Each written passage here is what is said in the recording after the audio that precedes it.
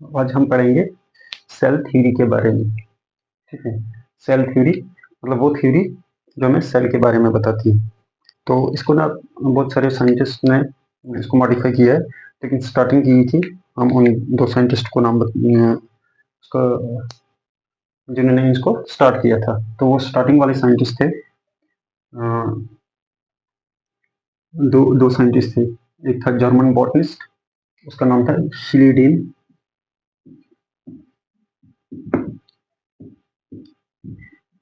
ठीक है, दूसरा था, ये था जर्मन बॉटनिस्ट जर्मनी का, और दूसरा था एक ब्रिटिश जोलॉजिस्ट, उसका नाम था श्वान। ठीक है, इन्होंने 1839 में, ठीक है, कहीं 38 भी आपको मिला, लिखा हुआ मिलेगा बुक्स में, तो ठीक है, 38 39 के कोई गैप नहीं है, या बीच में दिया था उन्होंने, इसकी कोई बात नहीं। उन्होंने किया है, प्रपोज की थी सबसे पहले, इन्होंने प्रपोज की थी सेल थ्योरी के नाम से एक कंसेप्ट। ठीक है, जिसमें उन्होंने सेल के बारे में कोई चीजें बताई थी। ठीक है, तो ये सेल थ्योरी ना इन्होंने सिर्फ दो चीजें बताई। स्टार्टिंग में इन्होंने सिर्फ दो चीजें बताई। उन्होंने बताया कि ये जो सेल है, जितने भी लिविंग ऑर्गेनिजम्स हैं वो सेल से बने हुए हैं। ठीक है, उसके बाद क्या हुआ कि दूसरी बात इन्होंने कही कि ये जो सेल है ये basic structural functional unit of life है। जो लाइफ का सबसे अहम बुनियादी जो यूनिट है जिस पे लाइफ डिपेंड करती है, वो सेल है। ठीक है, तो ये दो बातें उन्होंने कही। उसके बाद आगे एक और साइंटिस्ट थे, वो आगे 1855 में, रूडोल्फ। ठीक है, रूडोल्फ विरखोव। ठीक है, रूडोल्फ विल्खोव आगे आगे इन्होंने सेल के बारे में एक और चीज बात बताई। इन्होंने एक टर्म बताई अपनी लैंग्वेज में, ओमनिस सेलुलर। ठीक है, ई सेलुलर। ठीक है, जिसका मतलब था, उन्होंने बताई ओमनिस सेलुलर ई सेलुलर। इसका मतलब था कि जो नए सेल हैं वो पुराने वाले सेल से बने हुए। ठीक है, तो इसका और पॉस्टुलेट, इनके दो पॉस्टुलेट के बाद तीसरा पॉस्टुलेट इन साइंटिस्ट का ऐड हुआ, ओमनिस सेलुलर ई सेलुलर, मतलब all existing cell arise from pre existing cell. जो अभी के वक्त में सेल आपको मिलेंगे वो कहाँ से आए होंगे, जो उससे पहले पहले वाले सेलों से वो बन के आए होंगे। ठीक है, मतलब उन्होंने बताया ठीक है जी, सेल ऑर्गेनिज्म सेल से बने हैं। ठीक है, ये सेल क्या है, ये सबसे मतलब लाइफ के लिए सेल का जरूरी है, ये फंडामेंटल यूनिट है। इस सेल के अलावा लिविंग ऑर्गेनिज्म का होना इम्पॉसिबल है। ठीक है, तो फिर आते कहाँ हैं, तो इसको प्रॉब्लम को उस प्रॉब्लम को इन साइंटिस्ट ने सॉल्व कर दिया। इन्होंने कहा कि ये सेल जो है, ये पीछे ये पुराना सेल नए सेल को जन्म देता है। ठीक है, ये सेल, नया सेल पुराने सेल से आता है, और पुराना सेल अपने ही तरीके का एक नया सेल बनाता है। तो इसका इस टर्म को उन्होंने कहा ओमनी सेलुलर ई सेलुलर, जिसका मतलब था all cell rises from pre existing cells. जो पहले के सेल होते हैं उन्हीं से नए सेल बनते हैं, जो पुराने सेल होते हैं उन्हीं से नए सेल बनते हैं। ठीक है, तो ये थे। फिर इसके बाद और स्टडीज हुई, तो cell theory, modern cell theory आज जो हमारे पास है, जिसको माना जाता है, वो पब्लिश हुई। तो उसके बारे में हम बताएंगे कि सेल, मॉडर्न सेल थ्योरी में सबसे ये बात याद रखना, सेल थ्योरी को दिया था किसने, इन दो साइंटिस्ट ने, शील्डिन और शवन ने। ठीक है, तो अब मॉडर्न सेल थ्योरी के पॉइंट्स आपसे पूछे जाएंगे तो ये है थोड़ा इंट्रोडक्शन। और असल में थ्योरी क्या होती है, मतलब आप, थ्योरी एक कंसेप्ट होता है, एक इंफॉर्मेशन होती है कि एक चीज को एक आपने किस तरीके से, मतलब बहुत जांचा परखा, उस चीज को देखा, उसमें पूरा स्टडी किया, उस पर रिसर्च किया, उसको अच्छा जांच परख के एक क्लियर कट इंफॉर्मेशन दी आपने कि ये इस चीज के बारे में ये है। ठीक है, ये हो सकता है, तो ऐसा कहीं मिलेगा तो आपको यही चीज मिलेगी। अगर इस चीज के अंदर नहीं होगी तो फिर वो कोई और चीज हो सकती है, ये चीज नहीं हो सकती है। तो ऐसी इंफॉर्मेशन एक चीज के बारे में देना, उसको थ्योरी कहते हैं। ठीक है, चाहे वो अकेले इंसान ने दी हो या बहुत सारे मिल के कुछ इंसानों ने दी हो। ठीक है, अब थ्योरी एक इंसान भी पब्लिश कर सकता है। आपने सुना होगा डार्विन थ्योरी। ठीक है, तो डार्विन ने अकेले ने अगर वो काम किया, फिर बाद में उसी थ्योरी बहुत सारे साइंटिस्टों ने काम किया, तो वो अकेले भी हो सकती है थ्योरी, एक की भी हो सकती है, एक से ज्यादा साइंटिस्ट की भी हो सकती है। तो अब हम मॉडर्न थ्योरी के बारे में पढ़ेंगे कि मॉडर्न सेल थ्योरी के अकॉर्डिंग सेल के बारे में क्या इंफॉर्मेशन है। ठीक है, cell theory, modern cell theory.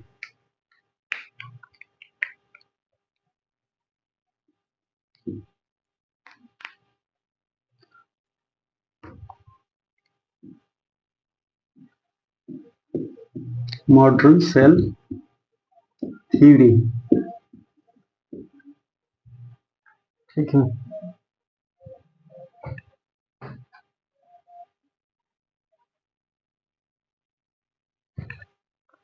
ठीक है। तो मॉडर्न अब क्या है सेल के बारे में, ये थ्योरी क्या कहती है, मॉडर्न सेल थ्योरी कहती है वही पहला पॉइंट जो शील्डिन और शिवन ने कहा था कि ऑल ऑर्गेनिजम्स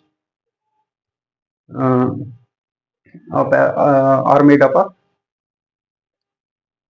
सेल, वन और मोर टाइप ऑफ वन और मोर सेल्स। जितने भी लिविंग ऑर्गेनिज्म हैं वो एक या एक से ज्यादा सेल से बने हुए हैं।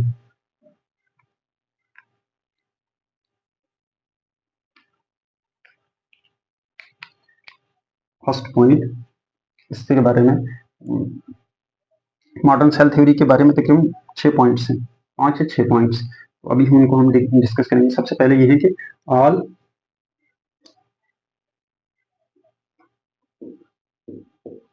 All organisms. ठीक है, ऑर्गेनिज्म का हुआ या लिविंग ऑर्गेनिज्म, ऑर्गेनिज्म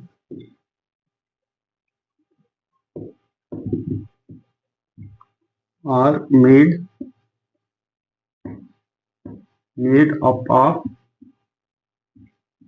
वन और more cell, made up of one or many cells, many cells. ठीक है, वन और मेनी सेल्स, एक ये बात उन्होंने ही बताई थी। ठीक है, इसके अलावा एक बात उन्होंने और कही थी कि दूसरी बात, all organism made up of one और मोर सेल। दूसरी बात कि ये सेल जो है, cell is basic structural functional unit of life. Cell is basic structural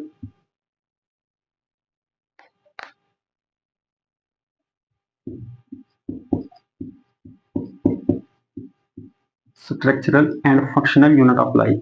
ये बेसिक स्ट्रक्चर बनाता है, फंक्शन भी। हमने सेल जो पहली क्लास में हमें सेल के बारे में उसमें डिटेल में थोड़ा सा इसको समझा था सेल के बारे में। Basic structural and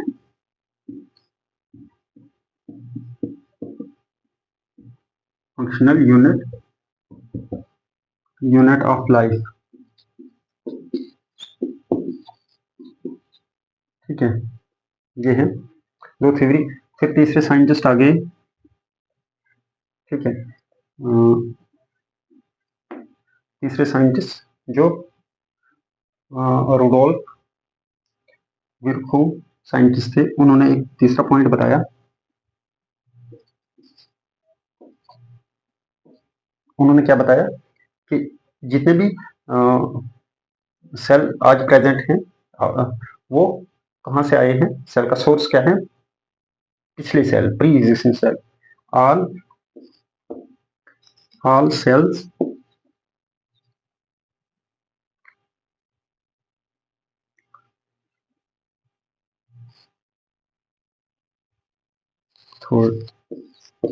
all cells arise from pre-existing cells।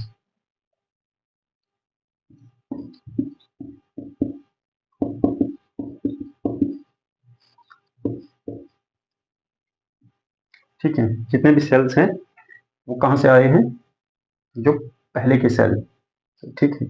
अब ये है कि इसमें बहुत ज़्यादा पहले कहाँ से आए, तो वो एवोल्यूशन की बात आ जाती है कि ओरिजिन ऑफ सेल कैसे हुआ था, ठीक है। तो उसी ने आगे डिवाइड होते होते होते होते जो साइंस का कंसेप्ट है कि वो चला गया आगे, एक सेल डिवाइड होके अपना ही जैसा दूसरा बनाता है, फिर वो दो चार बना लेंगे, फिर वो चार आठ, आठ 16 बनाएंगे, इसी तरीके से।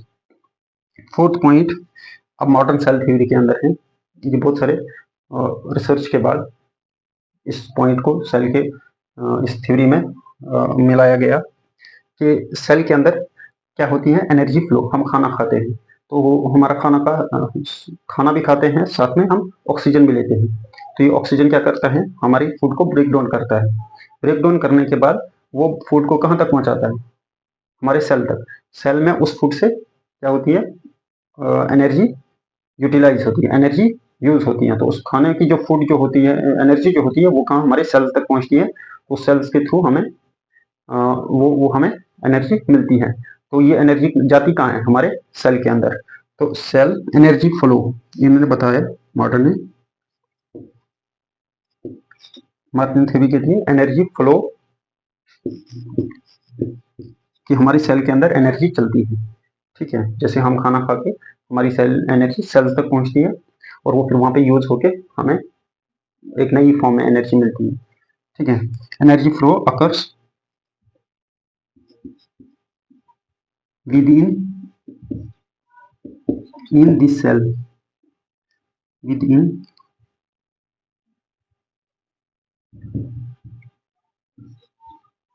दिस सेल, ठीक है।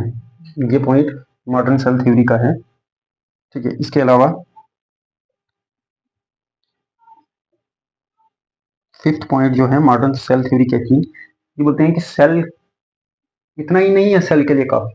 एक सेल, अगर ये चार चीजें होंगी तो हम उसको सेल कहने के लिए तैयार नहीं है। सेल के पास एक और चीज होनी चाहिए, वो क्या है, सेल कंटेनिंग जेनेटिक इंफॉर्मेशन। वो सेल तभी तो डिवाइड करेगा, तब भी अपना सेल अपने जैसा दूसरा सेल बनाएगा, जबकि उसके पास एक इंफॉर्मेशन होगी, ठीक है, हेरिडिटरी इंफॉर्मेशन होगी या जेनेटिक इंफॉर्मेशन होगी। Cell containing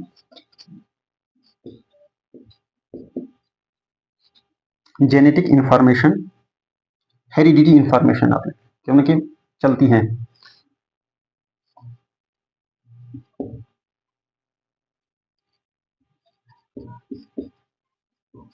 hereditary information,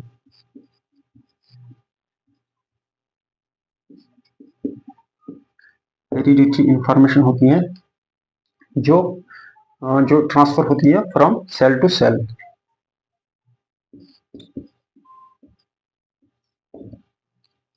transfer from,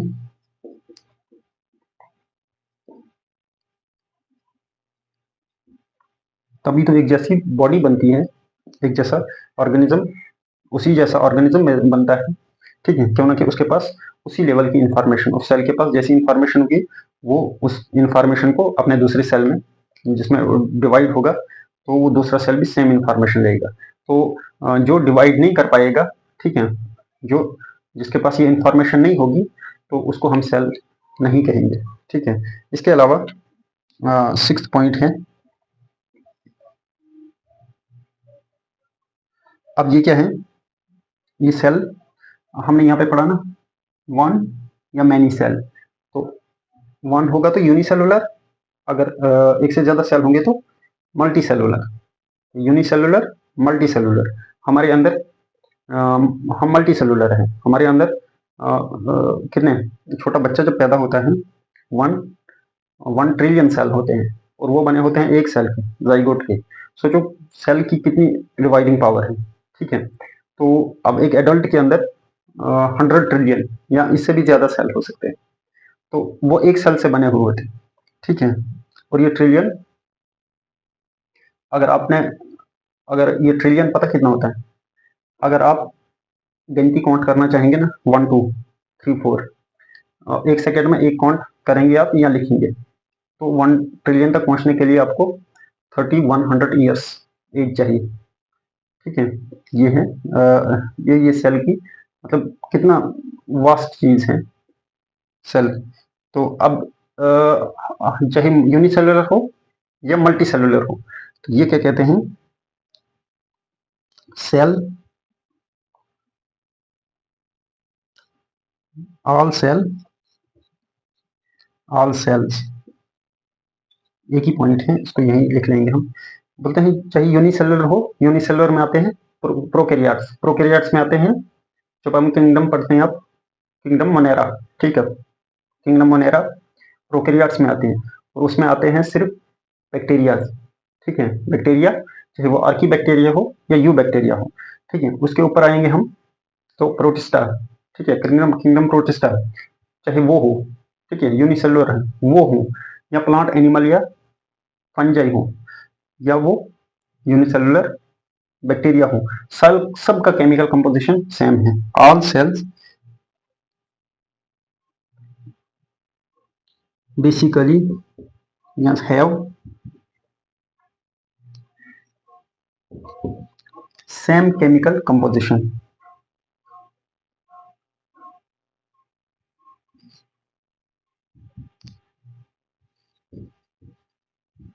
same chemical composition,